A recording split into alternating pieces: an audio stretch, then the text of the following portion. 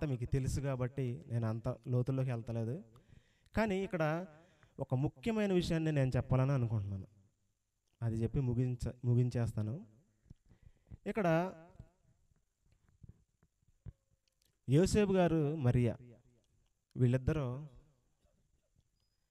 నజరేతు నుండి బెత్లెహేము ప్రయాణం కడతారు. ఎక్కడికి వెళ్తారు?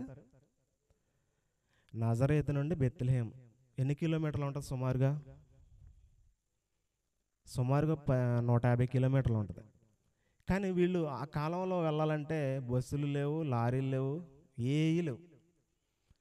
ఏదైనా గుర్రం మీద వెళ్ళాలా, లేకపోతే ఒంట్ల మీద వెళ్ళడమా, లేకపోతే గాడిద మీద వెళ్ళడమా, ఇంకా ఏమైనా ఇలాంటివి ఉపయోగించుకునేవాళ్ళు. కానీ అన్ని కిలోమీటర్లు వెళ్ళాలంటే మధ్యలో ఎడారి, రాళ్ళు ప్రాంతాలు, అలాగే నిండు చోళాలన్నమాట ఇంకా మరియమ్మ. కానీ దేవుడు ప్రణాళిక ఎందుకు అలా పెట్టాడు? దేవుడు ప్రణాళిక ఎందుకు అలా పెట్టాడు? ఆల్రెడీ ఒక ప్రవచనం చెప్పాడు దేవుడు మీకా గారికి. ఆ ప్రవచనం నెరవేర్పు జరగాలి. ఆ ప్రవచనం నెరవేర్పు జరగాలంటే మరి ఇక్కడ రోమా ప్రభుత్వం పాలించే ఐగుస్తు ఉన్నాడు. మరి ఆయన ద్వారాగా ప్రవచనాన్ని నెరవేర్చుకుంటున్నాడు దేవుడు. ఎలా? ఆయన ఆజ్ఞ పాస్ చేశాడు. ఏం పాస్ చేశాడు? ఇదిగో మొత్తం ప్రజా సంఖ్యలో రావాలి, అందరూ రావాల్సిందే. యోధా గోత్రం ఉన్నవాళ్ళు రావాలి, ప్రతి ఒక్క గోత్రం నుండి రావాల్సిందే ఇక్కడికి యెరూషలేములోకి అని ఆజ్ఞ పాస్ చేశాడు దేవుడు. అంటే అక్కడున్న రాజు పాస్ చేశాడు. పాస్ చేసినప్పుడు మరి వీళ్ళు కూడా వెళ్ళాలి కదా. నజరేతు ఉంది, గలిలయలోని నజరేతు, యోదయలోని యెరూషలేము ఉంది. ఆ యోదయలో ఉన్న యెరూషలేము దగ్గరికి రావాలి. అంత దూరం రావాలంటే సుమారుగా డిస్టెన్స్ చెప్పాను నేను, 150 కిలోమీటర్లని.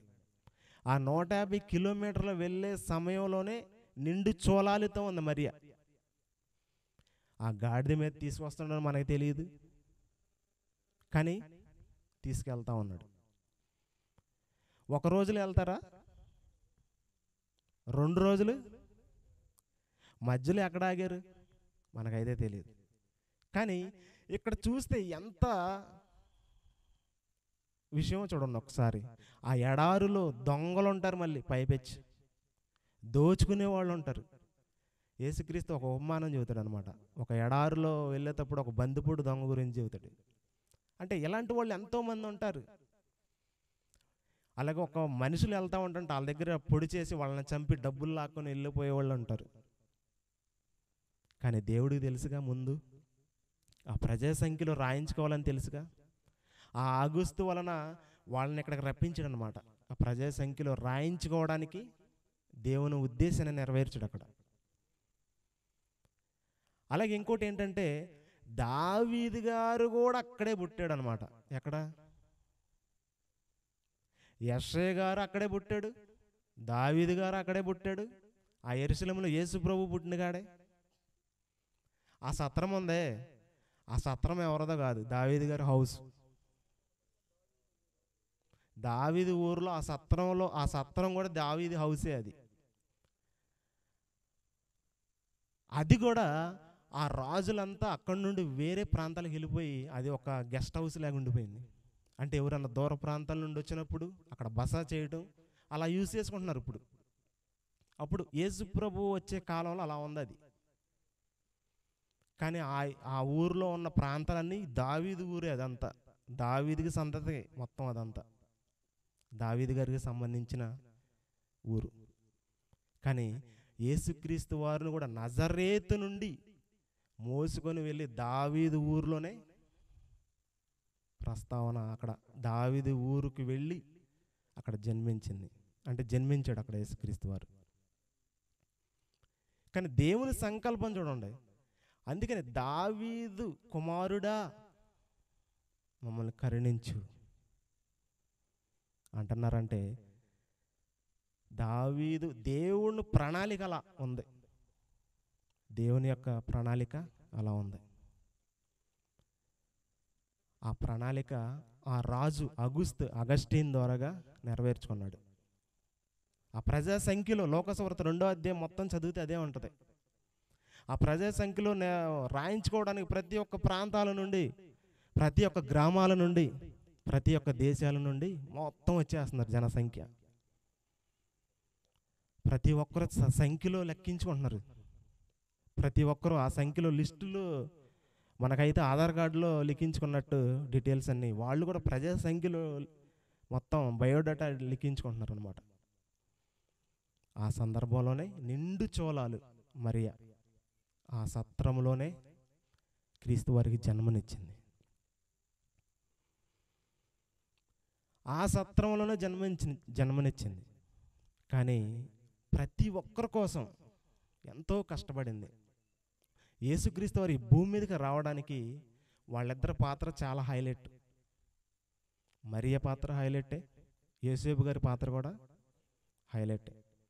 కానీ యేసుక్రీస్తు వారు రావడానికి, అసలు పుట్టడానికి గల కారణం, ప్రపంచంలో ఉన్న ప్రతి మనిషి దేవుని దగ్గరికి నడిపించాలన్న సంకల్పం, పరిశుద్ధులుగా చేయడానికి, ప్రతి మనిషిని దేవుని సన్నిధికి నడిపించాలని.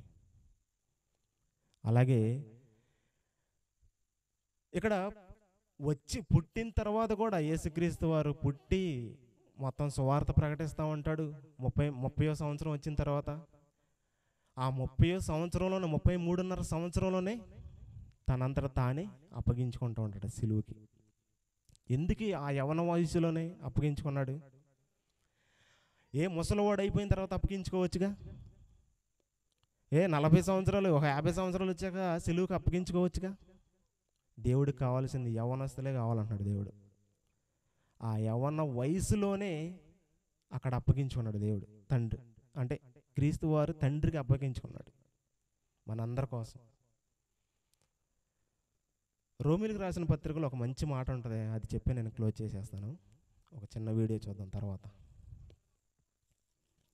రోమీలకు రాసిన పత్రిక 5వ అధ్యాయము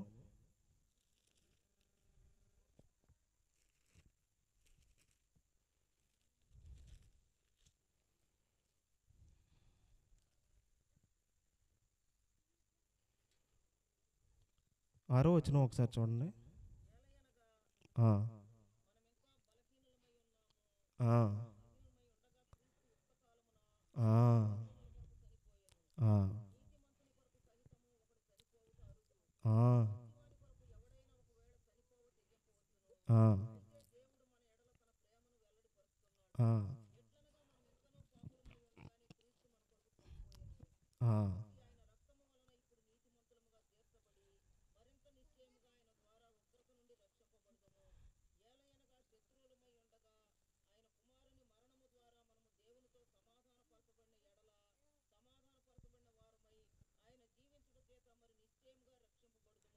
చాలండి. ఇక్కడ చూడండి, ఏలయనగా మనం ఇంకా పాపం చేస్తూనే ఉన్నాం, పాపం చేస్తూ ఉన్నాము కాబట్టి యుక్త కాలమున మన కొరకు మరణించాడు. ఆ యుక్త కాలాన్ని అర్పించుకున్నాడు. ఆ యుక్త కాలం ఇప్పుడు తెలుసుకోలేకపోతుంది చాలామంది. అంటే క్రీస్తు మనందరి కోసం చనిపోయాడని చెబితే చాలా వెటకారంగా ఉంటుంది కొంతమంది. అంటే ఎప్పటి నుండి ఎన్నేదేగా ఇది అన్నట్టుగా ఉంది. క్రీస్తు పుట్టింది ఎందుకు అనుకుంటున్నారు? క్రీస్తు పుట్టిందే చనిపోవడానికి. తెలుసా మీకు? క్రిస్మస్ అంటే అదే మరి. యేసు ప్రభు పుట్టిందే చచ్చిపోవడానికి, అసలు అదే క్రిస్మస్. మరి పుట్టినరోజు, మనం పుట్టినరోజు చేసుకుంటున్నాం, మనం పుట్టింది అందుకేనా?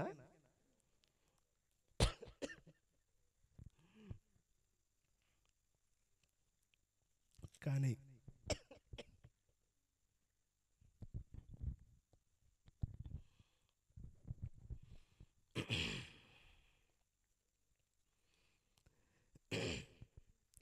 అలాగే క్రీస్తు పుట్టిందే చనిపోవడానికి.